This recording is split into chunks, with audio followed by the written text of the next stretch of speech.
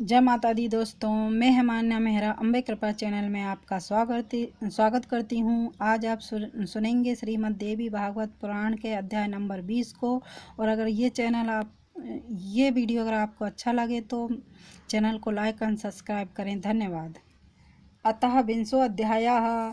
सत्यवती का राजा शांतनु से विवाह तथा 2 पुत्रों का जन्म। राजा शांतनु की मृत्यु, चित्रांगद का राजा बनना तथा उसकी मृत्यु, विचित्रवीर का काशी राज्य की कन्याओं से विवाह और क्षय रोग से मृत्यु, व्यास जी द्वारा धृतराष्ट्र, पांडु और विदुर की उत्पत्ति।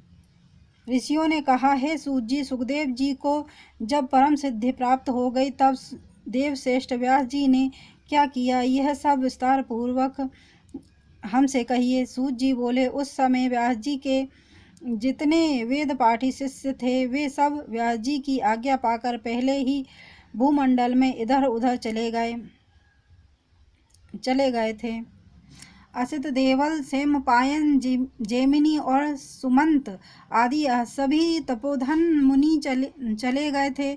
उन ऋषियों को अनंत्र तथा अपने पुत्र सुखदेव को अंतरिक्ष में गया हुआ देखकर शोकाकुल व्यास जी ने वहां से चले जाने का विचार किया। उसी समय व्यास जी ने मन ही मन निष्पाद कन्या अपनी कल्याणकारिणी माता का स्मरण किया, जिन्हें उन्होंने शोकावस्थाओं में गंगा जी की तट पर ही छोड़ दिया था। अपनी माता सत्यवती का स्मरण करके उस श्रेष्ठ पर्वत को त्याग कर महा तेजस्वी व्यास जी अपने जन्म स्थान पर चले आए। इस प्रकार उन्होंने उस द्वीप पर जाकर लोगों से पूछा कि वे सुंदर मुख वाली मेरी माता कहाँ चली गई हैं। तब निष्पादों ने बताया कि उस कन्या का तो निषाद राज ने राजा शांतनु से विवाह कर दिया। तत्पश्चात निषाद राज ने व्यास जी का प्रेम पूर्वक पूजन एवं सत्कार करके हाथ जोड़कर कहा,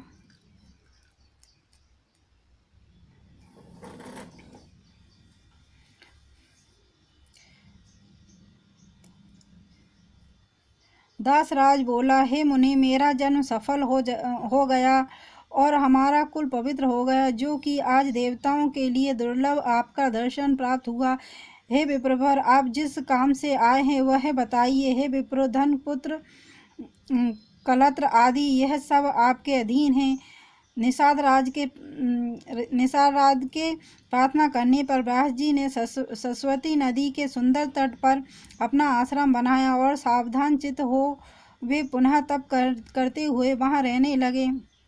पूर्व तेजस्वी महाराज शांतनु को सत्यवती के गर्भ में से 2 पुत्र उत्पन्न हुए। इन दोनों को अपना भाई मानकर वनवासी व्यास जी अत्यंत प्रसन्न हुए। उनमें राजा का पहला पुत्र चित्रांगद पुत्रवान, शत्रुओं को कष्ट देने वाला तथा सभी शुभ लक्षणों से संपन्न था। शांतनु के दूसरे पुत्र का नाम विचित्रवीर तथा वह भी सर्वगुण संपन्न एवं शांतनु के लिए सुखवर्धक हुआ। इसके पूर्व उन राजा शांतनु को गंगा से भीष्म नामक बलशाली एवं पराक्रमी पुत्र पैदा हुआ था। उसी प्रकार सत्यवती 2 पराक्रमी पुत्र उत्पन्न हुए। उन सर्व लक्षण संपन्न तीनों पुत्रों को देखकर महामना शांतनु अपने आप को देवताओं से अजय समझने लगे थे। कुछ समय बीतने पर यथा समय धर्मात्मा शांतनु ने उसी प्रकार अपना शरीर त्याग दिया जिस प्रकार कोई मनुष्य अपना पुराना वस्त्र छोड़ देता है। शांतनु के काल के वशीभूत हो जाने पर भीष्म ने विधिवत उसके समस्त प्रेत कार्य किए और विविध प्रकार से दान दिए। तदंतर पराक्रमी भीष्म ने चित्रांगद को राज सिंहासन पर बैठाया। उन्होंने स्वयं राज नहीं किया, इसी कारण उनका नाम देवव्रत हुआ। सत्यवती पुत्र चित्रांगद बल गर्वित शत्रु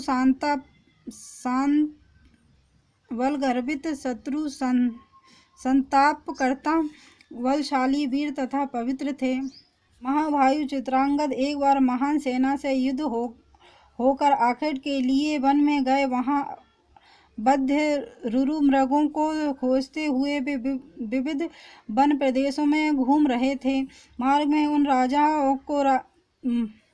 उन राजाओं को जाता हुआ देखकर चित्रांगद नामक एक गंधर्व अपने सुंदर विमान से भूमि पर उनके समीप उतर पड़ा। सूत जी बोले, हे तपस्वी, उस समय कुरुक्षेत्र के उस विशाल मैदान में 3 वर्ष तक समान बल वाले उन दोनों में घमासान युद्ध होता रहा। अंत में उस गंधर्व के द्वारा राजा चित्रांगद युद्ध से मारे गए और उन्हें शीघ्र ही इंद्रलोक प्राप्त हुआ। यह सुनकर भीष्म ने उसी समय चित्रांगद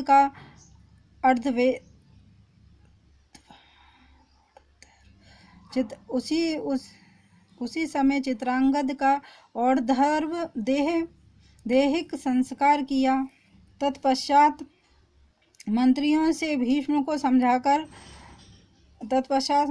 ने भीष्म को समझा बुझाकर शोक रहित किया। उन्होंने छोटे भाई विचित्रवीर को राजा बना दिया तथा गुरुजनों एवं महात्माओं के समझाने के बाद शुभ लक्षणा राजमाता सत्यवती अपने ज्येष्ठ पुत्र की मृत्यु से शोकाकुल होती हुए वे अपने छोटे पुत्र विचित्रवीर को राज सिंहासन पर बैठा देखकर अत्यंत प्रसन्न हुई। व्यास जी भी अपने भ्राता के राजा होने पर समाचार पाकर प्रसन्न हुए। जब सत्यवती के सुंदर पुत्र विचित्रवीर पूर्ण युवा हुए तब भीष्म अपने कनिष्ठ भ्राता के विवाह की चिंता करने लगे। उन दिनों काशीराज की 3 कन्याएं थीं जो सभी शुभ लक्षणों से युक्त थी। उन राजाओं ने विवाह के लिए उनका स्वयंवर रचाया। हजारों पूज्यमान राजा तथा राजकुमार आमंत्रित होकर उस इच्छा स्वयंवर में उपस्थित हुए थे तथा पराक्रमी भीष्म ने अकेले ही रथ पर बैठकर सभी राजाओं को रौंदकर बलपूर्वक उन कन्याओं का हरण कर लिया। हे महारथी तथा तेजस्वी भीष्म अपने बाहुबल से उन सभी राजाओं को जीतकर उन कन्याओं को लेकर हस्तिनापुर चले आए।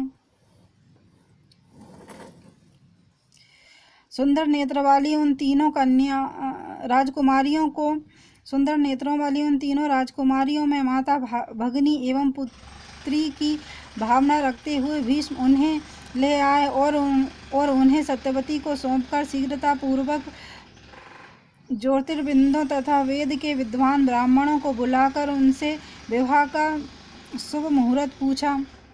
विवाह की तैयारी करके अपने छोटे भाई धर्मात्मा विचित्रवीर के साथ उन कन्याओं का विवाह करने को जब भीष्म उद्यत हुए तब उन तीनों में से सबसे बड़ी एक सुंदर नेत्र वाली कन्या ने गंगापुत्र भीष्म से लज्जित होते हुए इस प्रकार से प्रार्थना की कि हे गंगापुत्र, हे कुरुश्रेष्ठ, हे धर्मज्ञ, हे कुलदीपक, मैंने स्वयंवर में मन ही मन में राजा शाल्व का पति रूप में वर्ण कर लिया था। उन राजा ने भी प्रेम पूर्वक हृदय से मुझे अपनी पत्नी मान लिया था।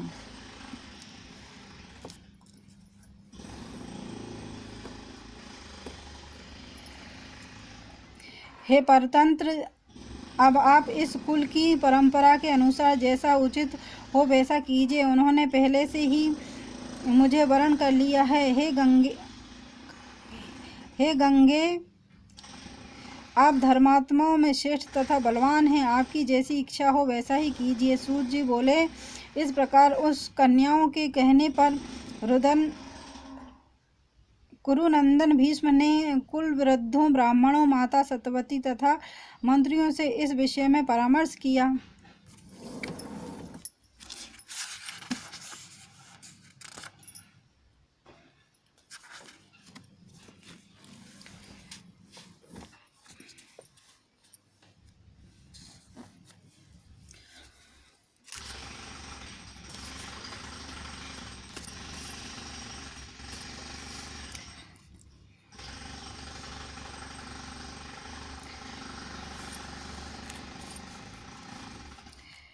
इस सबकी अनुमति प्राप्त करके सबकी अनुमति प्राप्त करके धर्मज्ञ गंगापुत्र ने उस कन्या से कहा, हे वरानने, तुम स्वेच्छा पूर्वक जा सकती हो। भीष्म से विदा होकर वह सुंदरी कन्या राजा साल्व के घर गई और अपने मन की अभिष्ट बात उनसे कहने लगी। हे महाराज, आपके प्रति आसक्त चित्त जानकर भीष्म ने मुझे सर्वधर्म पूर्वक मुक्त कर दिया है। अब मैं आ गई हूँ, आप मेरा पाणी ग्रहण कीजिए। मैं आपकी पूर्ण रूप से धर्मपत्नी हो जाऊंगी। मैंने पूर्व में आपको चाहा है और आपने मुझे इसमें संदेह नहीं है। शाल्व ने कहा, हे सुंदरी, मेरे देखते देखते भीष्म ने तुम्हें पकड़ा और अपने रथ पर बैठा लिया था, अतः अब मैं तुम्हारा पाणिग्रहण नहीं कर सकता। कौन बुद्धिमान मनुष्य दूसरे के द्वारा उच्छिष्ट कन्या को स्वीकार करेगा? अतः भीष्म के द्वारा मात्र भावना से भी त्यागी गई तुम्हें मैं स्वीकार नहीं करूँगा। महात्मा साल्व ने रोती तथा विलाप करती हुई उस कन्या का त्याग कर दिया और वह पुनः भीष्म के यहाँ आकर रोती हुई इस प्रकार कहने लगी कि हे वीर, आपके त्याग देने के कारण साल्व भी मुझे स्वीकार नहीं कर रहे हैं। हे महाराज, आप सर्वज्ञ हैं, इसलिए आप मुझे स्वीकार कीजिए, अन्यथा मैं प्राण दे दूंगी।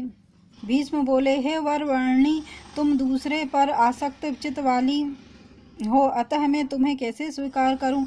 हे वरारोहे, अब तुम चिंता त्याग कर शीघ्र अपने पिता के पास चली जाओ। भीष्म के ऐसा कहने पर वह अपने पिता के घर न जाकर वन में चली गई और वहां किसी निर्जन एवं परम पवित्र तीर्थ में तप करने लगी। काशीराज की अन्य दो रूपवती तथा कल्याणमयी कन्या अंबिका और अंबालिका विचित्र वीर की रानियां बन गई। महाबली राजा विचित्र वीर भी उन दोनों के साथ कभी राजभवन में और कभी उपवन में आनंद पूर्वक व्यवहार करने लगे। इस प्रकार पूरे 9 वर्ष तक मनोहर क्रीड़ा करते हुए राजा विचित्रवीर राजक्षमो रोग से ग्रसित हो गए और अंत में मृत्यु को प्राप्त हुए। उस समय पुत्र के मर जाने पर माता सत्यवती को बड़ा दुख हुआ और उन्होंने मंत्रियों द्वारा पुत्र के सभी प्रेत कर्म संपन्न कराए। तत्पश्चात एक दिन अत्यंत दुखी होकर सत्यवती ने भीष्म से एकांत में कहा, हे महाभाग, हे पुत्र, अब तुम अपने पिता शांतनु का राज संभालो और अपनी भ्रातृ जाया को स्वीकार करो और अपने वंश की रक्षा करो, जिससे महाराज ययाति का वंश नष्ट ना हो जाए। भीष्म बोले, हे माता, अपने पिताजी के लिए मैंने जो प्रतिज्ञा की थी उसे तो आप सुन चुकी हैं, अतः मैं ना तो राज ग्रहण करूँगा और ना तो विवाह ही करूँगा। सूर्य बोले, तब तपस्वी चिंतित हो गई। सत्यवती चिंतित हो गई कि अब वंश कैसे चलेगा। अपने कर्तव्य के प्रति यदि मैं उदासीन रहूं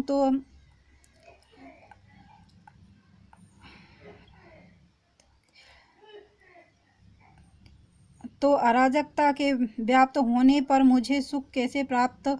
इस प्रकार माता को चिंतित देकर भीष्म ने उनसे कहा, हे भामिनी, आप चिंता ना करें। विचित्रवीर की पत्नी के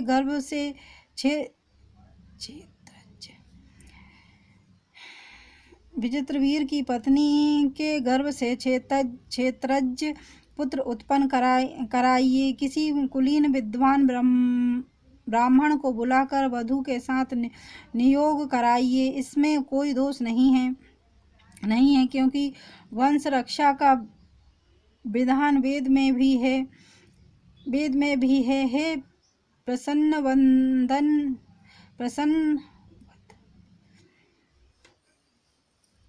हे प्रसन्न वदने, इस प्रकार पौत्र उत्पन्न कराकर आप उसी को राज सौंप दीजिए। मैं उसे राज शासन का सम्यक संरक्षण कराता रहूँगा। भीष्म की यह बात सुनकर सत्यवती ने अपनी कुमारी अवस्थाओं में उत्पन्न अपने निर्दोष पुत्र द्वैपायन व्यास मुनि का स्मरण किया। स्मरण करते ही तपस्वी व्यास जी वहां आ पहुँचे और माता को प्रणाम करके वे तेजस्वी मुनि सामने खड़े हो गए। भीष्म ने उनकी भली भांति पूजा की और माता सत्यवती ने भी आदर किया। उस समय महातेजस्वी व्यास जी वहां इस प्रकार सुशोभित हुए मानो धूम रहित साक्षात दूसरे अग्निदेव ही हो। माता सत्यवती ने व्यास मुनि से कहा, इस समय तुम विचित्र वीर के क्षेत्र में अपने तेज से सुंदर पुत्र उत्पन्न करो। माता का वचन सुनकर व्यास जी ने उसे आपत्तिवाक माना और ठीक है कहकर वे वहीं पर ठहर गए और ऋतुकाल की प्रतीक्षा करने लगे। जब अंबिका ऋतुमती होकर स्नान कर चुकी तब उसने मुनि व्यास जी के तेज से एक पुत्र उत्पन्न किया जो महाबली और जन्मांध था। उस बालक को जन्मांध देखकर सत्यवती को बड़ा दुख हुआ। तब उन्होंने दूसरी वधू अंबालिका से कहा कि तुम भी शीघ्र एक पुत्र उत्पन्न करो। ऋतुकाल प्राप्त होने पर उस अंबालिका ने व्यास जी से गर्भ धारण किया। उससे उत्पन्न पुत्र भी पांडु रोग से ग्रसित होने के कारण राजा होने के योग नहीं था। इसलिए माता ने वधू अंबालिका को एक वर्ष के बाद पुनः एक पुत्र के लिए प्रेरित किया। माता सत्यवती ने मुनि श्रेष्ठ व्यास जी का आह्वान कर उनसे इसके लिए प्रार्थना की, परंतु उसने स्वयं न जाकर अपनी दासी को भेज दिया। उस दासी के गर्भ से धर्म के अंश से युक्त शुभ विदुर उत्पन्न हुआ। इस प्रकार वंश की रक्षा के लिए व्यास जी ने धृष्टराज आदि 3 महापराक्रमी पुत्र उत्पन्न किए। भ्रात धर्म को जानने वाले व्यास जी ने ऐसा करके वंश की रक्षा की। हे महापुण्य आत्मा मुनिजनों, इस प्रकार उनकी वंशोत्पत्ति से संबंधित समस्त कथानक मैंने आप लोगों से कह दिया। इति श्रीमद्देवी भागवत महापुराणे अष्टादशसहस्रस्यां संहितां प्रथम स्कन्धे धृतराष्ट्रदीनामुत्पत्तिवर्णनं नाम 20वाध्यायः।